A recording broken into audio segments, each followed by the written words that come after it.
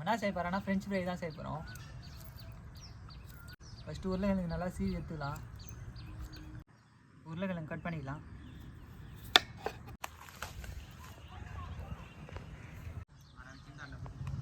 தண்ணி ஊற்றிக்கலாம். இப்போ கட் பண்ண உருளைக்கிழங்கெல்லாம் போட்டுக்கலாம்.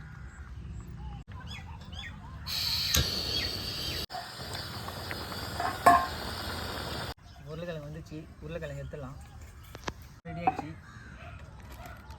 கார்ன்ஃப்ளவர் மாவு கொட்டிடலாம். இப்போ எண்ணெய் ஊற்றிடலாம். உருளைக்கிழங்கு போட்டுக்கலாம்.